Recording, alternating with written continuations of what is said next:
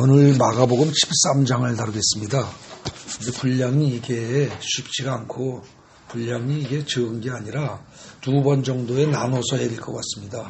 그래서 오늘은 아마도 아까 읽었던 본문 13장에 몇 절 있죠? 읽었던 게 3절부터 우리가 읽기는 13절까지 읽었습니다. 네, 그냥 1절부터 13절까지 오늘 다루고 14절 이하는 다음 시간에 다루도록 하겠습니다. 이 마가복음 13장은요, 설교하는 사람들한테 굉장히 부담스러운 장입니다. 왜냐하면 파악이 잘 안 돼요. 그 전에 제가 이 마가복음 13장을 했습니다. 분명히. 설교를 했음에도 불구하고 이번에 또 하려고 드는데 안 하고 싶은 거예요. 피하고 싶은 거예요. 건너뛰고 싶어요. 명확히 파악이 안 돼서. 물론 이런저런 해석하고 할 수 있습니다. 할 수 있는데 또 부분 잘라서 하라고 그러면 얼마든지 합니다. 한 절 한 절 정도 잘라서 하라고 그러면. 근데 이걸 통째로 전체를 다 파악해서 얘기를 해라. 그러면 그 통째로 다 파악을 하려면 완벽해야 되는데 그게 좀처럼 쉽지가 않습니다. 참 고민을 많이 했습니다. 그랬다가 어제 하루 종일 고민했죠. 어제 하루 종일. 밤에도 거의 안 자고. 근데 답이 안 나와요. 그냥 비몽사몽 헤매면서 그냥 밤을 그냥 지냈습니다. 그랬다가 아침에 6시 반쯤 해서 그때 이제 정리를 한 겁니다. 이게 참 어렵습니다. 자칫 잘못 해석을 하면 딴소리 해야 됩니다. 이 마가복음 13장은. 이게요. 왜 그러냐? 거기 이제, 여러분 주보 요약한 거 보십시오. 예언과 관련되어 있다고 이해되는 성경의 책들이 있죠. 예컨대, 에스겔, 다니엘, 그 다음에 요한계시록. 이런 것들은 앞일에 대한 예언을 다루는 책들입니다. 그죠? 근데 이런 것들은 굉장히 고도의 비유를 담고 있어요. 그리고 시간 순으로 된 것도 아니고 논리적으로 된 것도 아니고 문장도 주어, 동사, 목적어가 명확하게 구분되지도 않고 목적어를 많이 생략하기도 하고 주어를 생략하기도 하고 이럽니다. 그래서 이해하기가 참 어렵습니다. 그런데 마가복음 13장이 똑같이 그렇습니다. 그래서 이 마가복음 13장을 보통 뭐라고 말하느냐? 두 가지 방식으로 불립니다. 소묵시록이라고. 네? 소묵시록 이렇게 부르기도 하고요. 아니면 뭐라 그래요? 감람산 강화 이럽니다. 강화라는 말은 요즘 잘 안 쓰는데 설교라는 말로 바꿔서 이해하시면 됩니다. 감람산 설교. 그럼 뭐냐면 이 말씀을 하신 장소가 어디예요? 예루살렘 성 안이 아니고 성전이 아니고 예루살렘 성을 이렇게 약간 내려다보는 바로 옆에 있는 감람산 중턱에서 말씀을 하신 거란 말입니다. 그래서 이걸 감람산 강화 혹은 감람산 설교 이럽니다. 그러니까 두 가지 방식으로 부르는데 이 소묵시록이라는 말에서 알 수 있듯이 이거는 계시록하고 비슷한 내용입니다. 그러니까 앞일에 대해서 얘기한 건데 아주 아리송해요. 이게 그야말로 예루살렘에 관한 것만 이야기한 건지 아니면 이 세상 종말을 이야기한 건지 마지막 때 예수님 재림하실 때 그때 얘기한 건지 아니면 이게 각 개인이 죽기 전에 벌어질 일을 얘기한 건지 이 세 개가 참 애매하다는 거죠. 명확하게 말을 할 수가 없습니다. 이게 참 애매해요. 과연 이걸 어떻게 이해할 것이냐. 이거에 대해서 어느 누구도 자신 있게 말하기가 어렵습니다. 그래서 제가 그전에도 설교를 읽어가지고 하면서 굉장히 고민을 많이 해서 하긴 했었습니다만 이번에 또 다시 살펴보니까 그래도 어려운 거예요. 그래서 고민하다가 제가 이제까지 설교하던 패턴과는 조금 다르게 오늘 그 주보 요약한 거 보면 조금 다른 느낌이 드실 겁니다.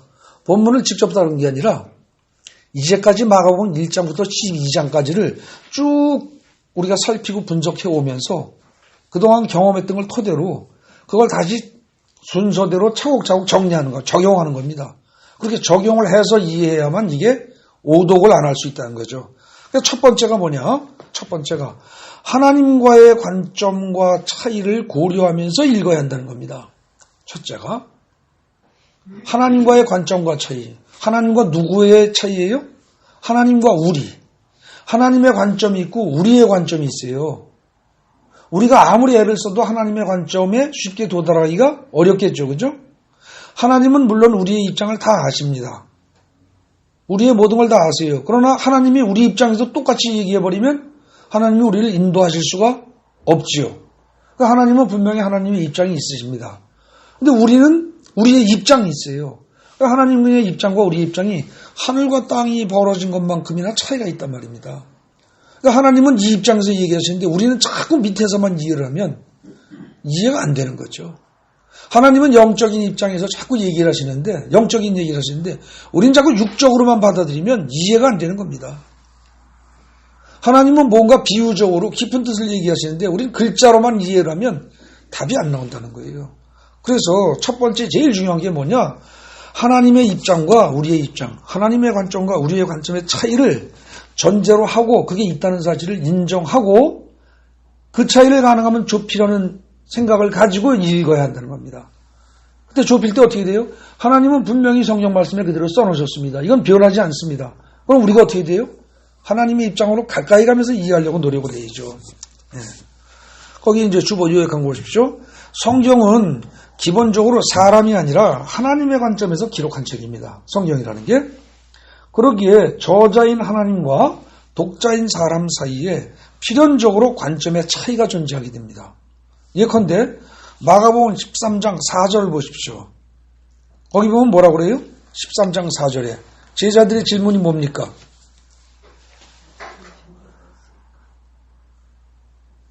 얘네들 굉장히 지금 신중하고 진지한 겁니다. 2절에서 예수님이 뭐라고 그랬어요? 1절에서 제자들이 선생님 저 예루살렘 성전 보세요. 끝내주지요. 끝내주죠. 정말 대단하죠. 이러고 지금 그야말로 이거 엄청나지 않습니까? 얼마나 멋있어요. 이러고 얘기를 한 겁니다. 근데 이때 예루살렘 성전이 지어질 때요? 다 지어졌어요? 안 지어졌어요? 다 지어지지 않고 지어지는 중입니다. 이때가. 그 예루살렘 성전이요. 완전히 된 것도 아니에요. 근데 엄청난 규모로 지어지고 있는 중이에요. 예수님 살아계실 때 지어지고 있는 중이었습니다. 근데 예수님 뭐라고 그러냐? 지금 한창 열심히 짓고 멋지게 올라가고 있는 예루살렘 성전을 향해서 2절에서 뭐라고 그래요? 너희들 보고 있지? 이 큰 건물. 돌멩이 위에 돌 하나도 낙지 않고 깡그리 무너질 거야. 이러십니다. 그게 충격이죠. 황당한 거죠. 그죠? 3절에 보면 제자들이 어떻게 돼요? 예수님이 감람산에서 성전을 마주 행하여 앉아 계실 때에 그때 제자들이 오는데 둘이 오는 것도 아닙니다. 4명이 옵니다. 그죠? 베드로, 야고보, 요한 수제자급에다가 안드레 하나를 더 끼워서 옵니다. 그죠? 4명이 와요. 2명이 2팀이 왔다는 얘기입니다. 이건 뭐예요? 증인으로서 확실하게 증거가 2팀이, 증인이 2팀이 온 거예요. 이 이스라엘 사람들에게 둘이란 증인의 숫자거든요. 증인으로 충족된 숫자입니다. 근데 4명이 왔으니까 아주 확실하게 예수님의 말씀을 듣고 이거는 틀림없는 거다. 이런 확신을 갖기 위해서 4명씩이나 온 거죠. 그래 와서 조심스럽게 묻습니다. 뭐라고요? 4절에 조심스럽게 묻기를 선생님 가르쳐 주세요. 어느 때에 이런 일이 있겠사오며 그러니까 뭐예요? 예루살렘 성전이 깡그리 무너지는 게 어느 때에 언제며 그죠? 그게 언제며 또 이 모든 일이 이루어지려고 할 때 이 말은 무슨 뜻이에요? 예수님은 모든 일이라는 말을 한 적이 없어요.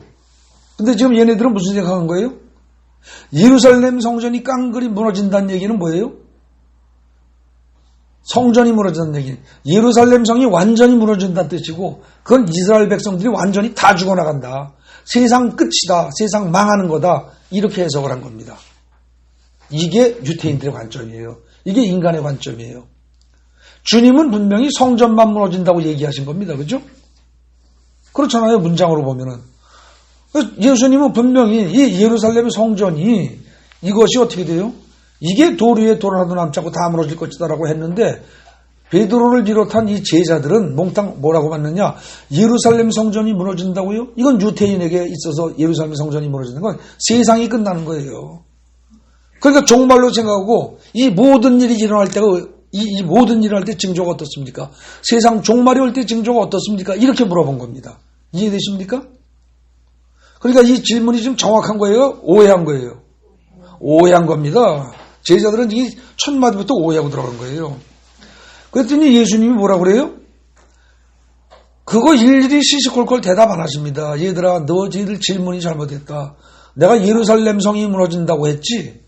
아니, 성전이? 그 성전이 무너진다고 했지 어디 세상이 망한다고 했느냐. 그런 얘기 안 하십니다. 그러고서 뭐라고 그러냐. 5절에 대답을 하시죠. 너희가 사람의 미혹을 받지 않도록 주의하라. 이러고서 쭉 이제 보면은 그 이후 5절부터 해가지고 지금 13장이 끝날 때까지 예수님의 말씀이 계속 이어집니다. 근데 이걸 하는 장소가 이 말씀하신 장소가 어디라고요? 감람산이란 말입니다. 그래서 감람산 강화 혹은 감람산 설교 이렇게 얘기를 한다는 거죠. 예? 근데 그 내용을 들어보면 그 내용이 어떻게 돼요? 세상 종말에 관한 얘기를 하는 것 같아서, 그죠? 이것이 마치 다니엘이나 에스겔이나 혹은 요한계시록 같은 그런 어떤 묵시문학적인 묵시록과 같은 그런 성격을 지닌다고 해서 그리고 아주 내용이 짧다고 해서 소묵시록 이렇게 불린다는 거죠. 네, 그런데 거기서 제자들의 질문을 잘 보십시오. 제자들은 뭐라고 그랬어요? 뭐라고 질문했어요? 언제? 그게 언제입니까? 그리고 그때 무슨 일이 벌어지겠습니까? 이게 궁금한 거예요. 여러분들 인간은 똑같습니다. 이 제자들만이 아닙니다. 우리도 그렇습니다. 여러분들 세상이 망한다고 만약에 그렇게 생각해 보십시오. 궁금한 게 뭐예요? 그게 언제예요? 그죠? 그게 언제예요? 그게 만약에 내일이다 그러면 여러분들 오늘 죽어라고 돈 벌겠어요? 안 벌어요. 뭐 하겠어요? 그게 내일이다. 시점을 알면. 우선 먹고 싶은 거 실컷 먹고요. 그죠? 있는 거 다 먹겠죠. 맛있는 것부터 해서. 그러고 뭐 믿는 사람이니까 기도도 좀 해야 될 것이고. 아마 즐길 거 다 즐기고. 그러고 싶을 겁니다. 인간은 항상 앞일에 대해서 언제냐 이게 굉장히 중요해요. 그리고 무슨 일이 벌어질 것이냐. 이거 굉장히 중요합니다. 여러분들 코로나에 관해서 뭐가 중요합니까 지금? 이 코로나가 언제 끝날 것인가? 그거 중요하지 않아요? 언제 이게 깨끗이 끝날 것인가? 그리고 코로나 사태가 끝나고 나면 그 다음에 정말 아무 일 없을 것인가? 또 무슨 일이 다른 더 안 좋은 게 또 벌어지지 않을까? 그 생각 안 드세요? 우리 인간은요 항상 관심을 갖는 게 그겁니다. 언제냐? 그리고 무슨 일이 벌어질 것이냐? 이거에 관심 있는 거죠. 그런데 예수님의 대답은 거기 5절에 보십시오. 뭐라고 그래요? 동문서답입니다. 제자들은 언제 무슨 일이 벌어질까요? 그거 가르쳐 주세요. 그거 알면 뭐 하려고? 알면 그거에 맞춰서 행동하려고. 그죠? 예를 들어서 10년쯤 후에 세상이 망한다 그러면 어떻게 돼요? 그럼 한 10년 가까이 9년 정도는 먹고 살 것이 역시 벌어놔야 되겠네. 그러고 그거에 대해 대비하고. 그죠? 그리고 그거에 맞춰서 행동할 거란 말입니다. 내일 당장이라고 하면 돈 벌 이유가 하나도 없고 한 100년쯤 후라 그러면 할 수 없이 벌어야 되겠네. 이럴 거란 말이죠.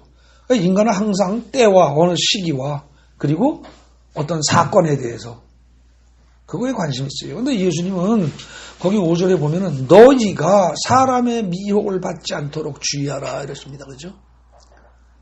때가 언제고 시기가 언젠거 관계 있어요 없어요? 예수님은 관심? 없어요. 없어요. 근데 예수님이 무인정에서 없는 게 아니고 이거는 원래 관심을 가지면 안 되는 겁니다. 안 되는 거예요. 그게 어디 나와요? 여러분들 사도행전 가보십시오. 사도행전 1장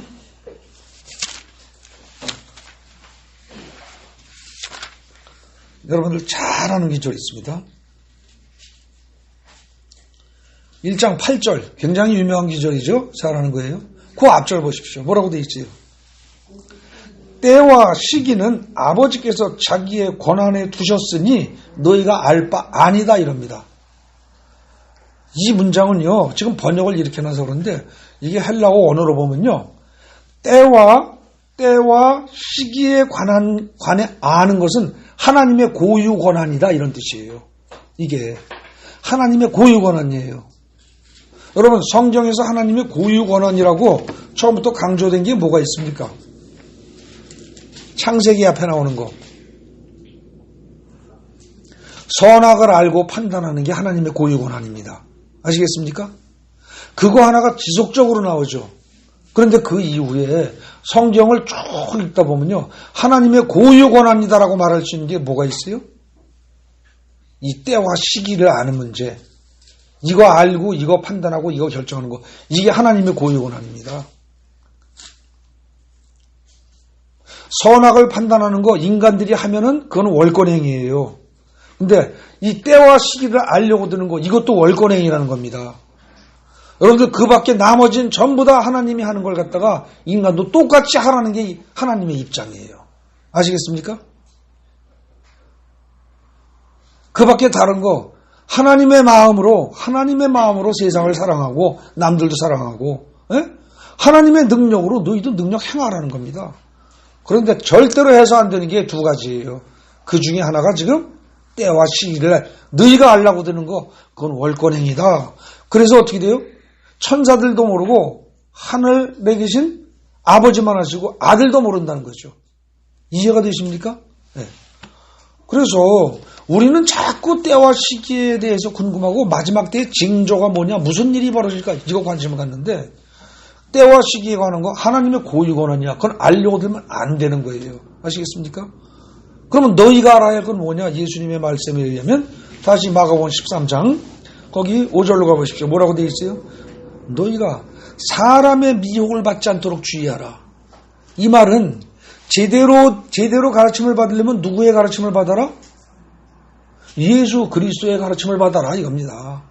예수 그리스도의 가르침을 받아야 되는데 너희가 사람의 가르침을 받게 되면 미혹된다. 근데 그 사람들이 어떻다? 그 다음 6절 보십시오. 뭐라고요? 많은 사람이 그런데 많은 사람들입니다. 원래 많은 사람들이 내 이름으로 와서 말하기를 내가 그리스도다 이러고 떠들어댈 거라는 거예요. 그래서 또한 많은 사람들을 미혹시킬 거라는 거예요. 그러니까 미혹이 다른 게 아니에요. 이 마지막 때의 미혹이란 건 다른 게 아니에요. 어떤 사람들이 와가지고 내가 그리스도야, 내가 예수야, 내가 하나님이야 이렇게 말하는 인간들이 적지 않게 나타날 텐데 그때 거기에 넘어가는 사람들이 미혹된다는 거예요. 그래서 여기서 말하는 미혹은 다른 것과 관련된 게 아니고 누가 예수 그리스도인가 이거에 대한 미혹이라는 거죠. 그러면서 그 다음에 난리와 난리의 소문을 들을 때 두려워하지 말라.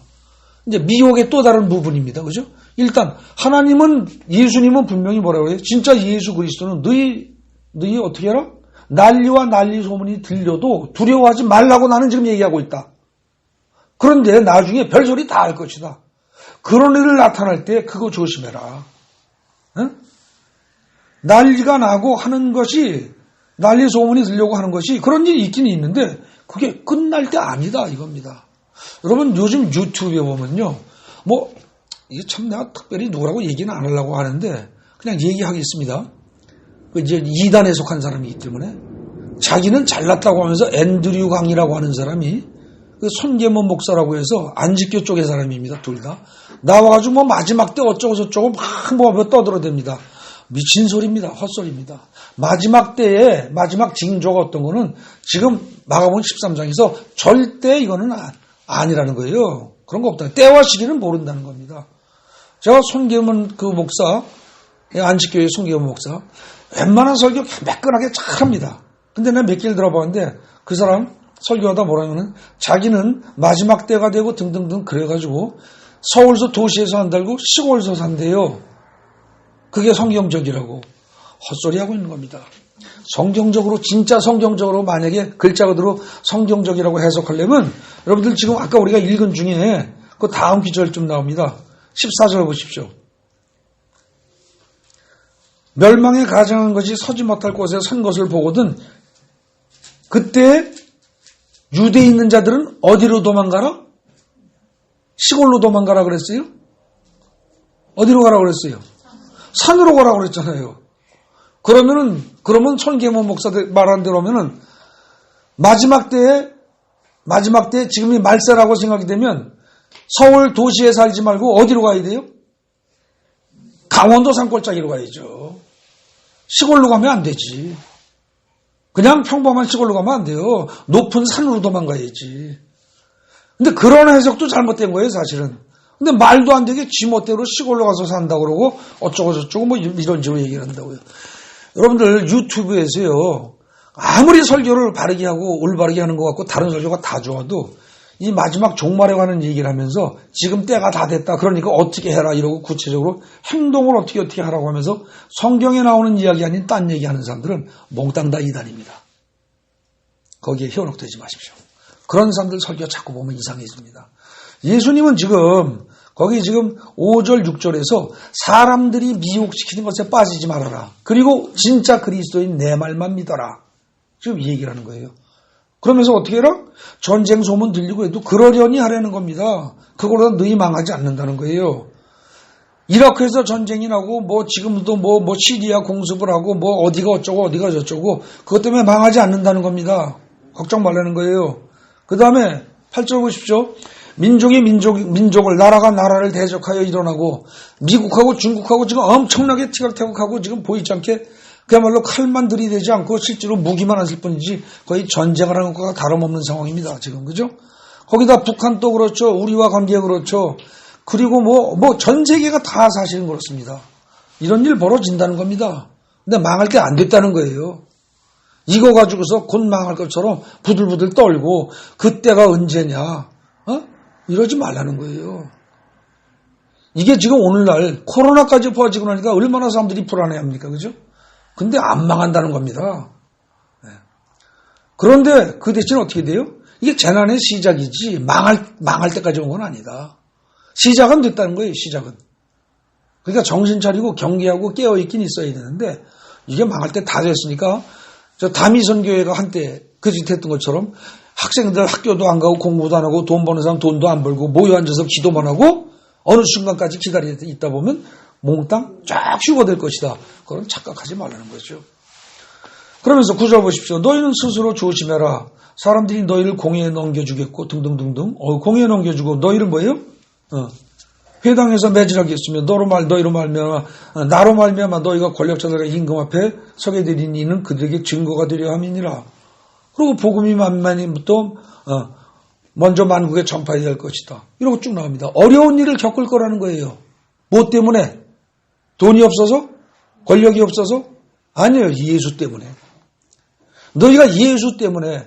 그러니까 아까 전쟁에 기근에 그 밖에 모여서 자연재해 인간들 사이에서 서로 싸우고 하면서 온갖 일들이 다 벌어지고 세상이 여전히 꼭 망할 것 같지만 절대 안 망한다. 그런 중에 너희 믿는 자들에게 어떻게 돼? 나 예수 때문에 너희가 핍박을 받게 될 것이다. 예수 때문에. 지금 그 얘기하는 거예요. 그러니까 예수님의 관심은 지금 어떻게 돼 있어요? 그러면서 두려워 말아라. 미혹되지 말아라. 그러면서 지금 거기 그 단락 쭉 보면 마지막에 어떻게 돼 있습니까? 별일이 다 벌어져요. 예? 12절. 예. 12절 그런 일도 벌어져요. 그러긴 한데 어떻게 됩니까? 13절에 끝까지 견디라는 겁니다. 끝까지 견뎌라. 근데 너희 노력으로 견뎌라? 그거 아니에요. 너희 노력으로 견디는 게 아니라 누가 주는 힘으로 견뎌라?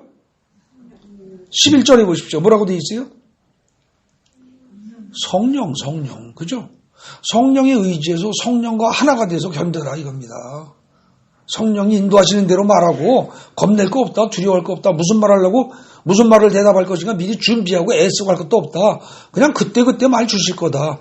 그때그때 할 말을 주시는 성령이 여러분들 세상 어려울 때 혼란할 때 그때 살아갈 거 안 가르쳐 주시겠어요? 한다는 겁니다. 그러니까 결국은요.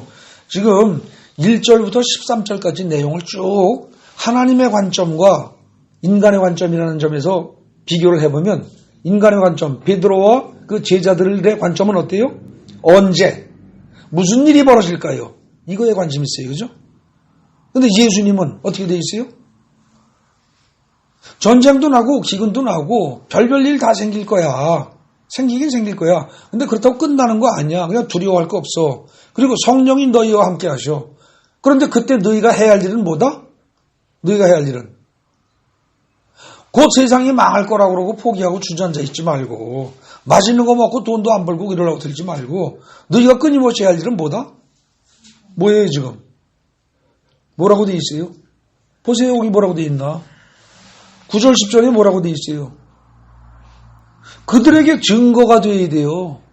누구에게? 임금하고 권세자들한테 증거가 돼야 돼요. 뭐 누구에 대한 증인이 되라고? 예수 그리스도에 대한 증인이 돼야 돼요. 그렇게 해서 뭐가 돼야 돼요? 또 복음이 먼저 만국에 전파되어야 한다. 복음이 전파되도록 해야 한다는 거예요. 이게 마지막 때에 우리가 할 일입니다. 이게. 그러니까 사실은요. 13장 1절부터 13절까지를 이 앞부분에 두 단락, 작게 말하면 세 단락을 원래 하나님의 관점과 우리의 관점이 달라서 그렇지 하나님이 말씀하시고자 하는 건 뭐예요? 마지막 때가 언제며 그때 무슨 일이 벌어질 거다를 신경 쓰지 말고 그건 하나님한테 다 맡기고 하나님이 고유 권한이니까 그거 가지고 걱정하지 말고 너희는 어떻게 해라? 비록 핍박이 올지라도 복음 제대로 전해라 이겁니다. 근데 너희가 그렇게 하려고 들 때 성령이 함께 하실 거다. 그 얘기하는 거예요. 아시겠습니까? 이게 1절부터 13절까지의 전체적인 내용의 핵심입니다. 이게 주제고. 근데 문제는 우리가 이걸 읽으면 그게 잘 보여요? 안 보여요? 안 보여요. 그게 안 보인단 말입니다. 왜요? 베드로를 비롯한 그 제자들하고 우리들은 인간이에요. 인간이다 보니까 관심이 주로 어디 있다고요? 언제 무슨 일이 벌어질 것인가 이것만 머릿속에 들어있다니까요. 그러니까 예수님이 너희는 이렇게 살아라는 얘기를 하는데도 불구하고 그건 안 들리고 듣고 싶은 것만 듣는 거죠. 이해되십니까? 자기가 듣고 싶은 것만 듣는 거예요. 그러다 보니까 어떻게 돼요? 거기서 난리와 난리의 소문이 들린다 그러면 난리가 나긴 날 모양이네. 그 다음에 민족이 민족을 나라가 나라를 대적하게 일어나겠고 그러니까 와 지금이 그 상황이네. 미국과 중국이 막 그러면서 미국도 또 이번 선거가 뭐 어쩌고 저쩌고 막 그러면서 불안감을 느끼고 이거 진짜 마지막 때가 다 된 거 아니야. 이런 식으로 생각한다는 거죠. 마치 벌레들은요 그 자기 본성이 어떻게 됩니까? 기어가죠. 벌레들은 기어가는데요. 기어서 내려가는 거 좋아하는 벌레는 없습니다. 근데 이 벌레들은요, 기어서 약간 올라가는 걸 엄청 좋아합니다. 생물학자들이 실험을 해봤어요. 자벌레라는 벌레가 있는데, 이놈을 놔놓으니까 기어 올라가는데요. 이런 미온을 갖다가 각도를 똑바로 놓은 상태에서 자벌레를 놓으니까 얘가 가는 방향이 지 멋대로 방황을 해요. 근데 이걸 갖다가 5도, 10도, 15도, 20도, 30도 이러고 쭉 해보니까 얘는요, 15도가 되는 각도만 딱 맞춰서 계속 올라가는 거예요. 15도. 자벌레는 15도 각도만 되면 그 각도로 그냥 올라가는 겁니다. 15도 각도가 만약에 이렇게 돼 있다 그러면 이렇게 올라가고요. 15도 각도가 이렇게 돼 있다 그러면 걔는 이렇게 일로 간다는 거죠. 근데 우리 인간은요. 어떤 문제만 생기고 앞일 얘기만 나오면 그 자벌레가 15도 각도를 따라서 가는 것처럼 본능적으로 그러는 것처럼 우리 인간은 거의 본능적으로 그때가 언제냐. 그리고 무슨 일이 벌어질 것이냐. 이 생각만 한다는 겁니다. 근데 예수님은 우리 보고 뭐라고요? 때와 시기에 관해서 그때 벌어질 일에 대해서는 너희가 염려할 일이 아니다. 그건 나도 모른다. 하나님 아버지만 아신다. 하나님 아버지의 고유 권한이다. 그러니까 너희들은 내가 말하는 대로 그때 해야 할 일이 뭐다? 어려운 일이 생기는 때가 올 것이다. 그래서 아버지가 아들을, 형제가 서로 형제를, 부모를 오히려 해코지하는 그런 일이 벌어질 수도 있다. 그러나 그때 너희가 할 일은 오로지 복음을 전하는 일이다. 이거라는 거죠. 그럼 결국 뭡니까? 1절부터 13절까지 내용은 너희가 환난 중에도 어쩌라? 복음 전해라. 예루살렘 성이 무너지든지 말든지 상관없다. 예루살렘 성, 돌로 쌓은 성전은 의미가 없다. 그거 무너져 나가도 너희는 세상에 나가서 복음 전해라. 그 얘기입니다. 아시겠어요? 근데 복음 전하는데 너희 힘으로 해라? 아니에요. 성령의 힘으로 하라는 겁니다. 거기까지가 13절까지의 전체적인 주제입니다. 그래서 가장 중요하게 생각할 때 여러분들 주보에 다시 요약한 거 보십시오. 첫째, 하나님과의 관점의 차이를 고려하면서 읽어야 됩니다. 이게. 그냥 듣고 싶은 것만 듣고 그러면 안 돼요. 근데 제자들은 계속 듣고 싶은 것만 듣고 있습니다. 그러니까 예수님이 이 말씀을 하셔도 그게 들릴까요? 안 들릴 겁니다. 오늘날 우리도 성경을 읽어도요. 보고 싶은 것만 보고 듣고 싶은 것만 들으려는 생각이 있는 한 지금 제가 요약하고 설명한 것처럼 주제 파악이 너희가 아무리 어려운 상황이어도 복음을 전해라. 그래서 세상 끝까지 복음이 전파되어야 할 것이다. 이것이 파악이 안 된다는 거죠. 네. 여러분 거기 동그라미 2번 보십시오. 코로나 사태가 문제가 되는 오늘날 우리도 역시 마찬가지입니다. 우리는 코로나 이 사태가 언제 끝날지, 그리고 앞으로 무슨 일이 벌어질지, 언제, 영어로 말하면 when, 그리고 무슨 일이 벌어질지, what, 이 두 가지에 관심이 있어요, 우리는. 근데 하나님은, 예수님은 뭐에 관심이 있어요? 그 시기가 어떻고 그때 어떤 일이 벌어지고 결과 어떻게 뭐가 생긴다, 그거 관심 없어요. 그게 아니고 하나님은 코로나 사태 속에서 우리가 어떤 자세로 살아갈 것인가, 어떤 자세로 살아가야 하는가, 하우에 관한 문제입니다. 어떤 자세로 살아가야 하는가, 이거에 관해서 하나님은 우리에게 깨닫기를 원하시는 거죠. 우리가 아시겠어요? 여러분 코로나 사태가 벌어지고 나서 여러분 어떻게 사십니까? 모이지 말라니까 안 모이고 있죠. 그렇게 하면서 딴 건 그만두겠습니다. 예배에 관해서 어떻습니까? 모이지 말라 그러니까 집에서 그냥 적당히 예배 때우고 넘어가는 일, 그렇게 되면 그건 망하는 겁니다. 상황이 이렇게 코로나 사태가 벌어지고 이렇게 어떻게 보면 말세에 가까운 증상들이, 그런 징조들이 조금씩 나타난다고 생각이 들 때 우리가 더 해야 할 건 뭐다? 말씀 들고 더 나가서 전도해야 된다는 거예요. 설령 내일 망할지라도, 내일 망할지라도 오늘 전도해야 된다는 거예요. 이게 사실은. 이해되십니까? 내일 망하니까 오늘 실컷 앉아서 있는 거 맛있는 거 실컷 먹고 나중에 예배 한번 드리고 있다가 휴거 되면 쏙 올라가면 된지가 아니고 나가서 전도하라는 겁니다. 이거 굉장히 중요한 얘기예요. 복음 전하라는 거예요. 복음. 듣든지 말든지 알아듣든지 받아들이든지 안 받아들이든지 따질 것 없이 복음 전하라는 얘기예요. 그게 지금 13장의 전반절이에요. 그러면 어떻게 됩니까? 13장의 13절까지가 그 내용인데, 그렇게 되면 앞에서 쭉 마가복음 얘기했던 맥락하고 어떻게 되겠어요? 이어지는 거죠. 어떤 면에서? 제자들이 할 일을 얘기하는 거죠. 그죠? 너희들이 나는 곧 이제 14장부터 보면 어떻게 돼요? 14장에서 예수님이 돌아가시는 과정이 진행이 됩니다. 그죠? 15장에서 죽죠. 16장에서 부활하십니다. 그러나 승천하십니다. 그래서 부활 승천하고 나는 한동안 이제 너희가 못 볼 것이다. 근데 내가 없더라도 너희들이 할 일은 오로지 전도다. 그럼 앞으로 너희가 할 일을 명확히 가르쳐 주는 것입니다. 우리가 할 일을. 그래서 사실은 하나님의 입장과 우리 인간의 입장, 그 관점의 차이만 잘 고려하고 본문을 쭉 읽어봐도 본문의 주제가 명확히 파악이 된다는 겁니다. 아시겠습니까? 이런 관점에서 본다고는 본문의 근거에 본다면 코로나 사태에 직면해서 우리는 미혹되지 말아야 합니다. 5절에서는 말하는 것처럼. 그죠? 아까 말한 앤드류 강인이 손계문이니 이런 이단에서 나오는 목사들이 아주 말끔하게 차리고 굉장히 예쁘게 잘생기고 그러고서 말도 그냥 아주 매끈하게 잘합니다. 그 다음에 그 유튜브 화면이고 뭐고 이것도 아주 돈 들여서 기가 막히게 잘 만듭니다. 그렇게 하고선 사람들을 미혹을 시키는데 거기 빠지지 말아야 된다는 거죠. 그 다음에 또 뭐예요? 두려워하지 말아야 됩니다. 말세가 다 됐다고 두려워하면서 아이고 뭐 돈도 안 벌고 공부도 안 하고 그냥 이대로 있다가 그냥 언제 망할지 모르는데 있다고 생각하지 말라는 거예요. 그 다음에 성령의 인도하심을 확실히 믿으라는 겁니다. 11절에 나온 것처럼. 그리고 끊임없이 복음을 전파하면서 9절 10절이에요. 부딪히는 여러 가지 시련을 끝까지 견뎌내라. 이게 코로나 사태에서 코로나 시대를 살아가는 우리가 오늘날 가져야 할 태도라는 거죠. 근데 이게 아니고 뭐 교회 안 나가니까 뭐 편하고 좋아. 그냥 집에서 줌으로 적당히 하면 되고. 그죠? 아니면 뭐 설교가 마음에 안 들면 또 인터넷 들어가지고 기독교 방송 들어가서 이것저것 막 찾아가면서 마음에 드는 설교 들으면 되지. 이런 식으로 생각하는 사람들 망조드는 거죠.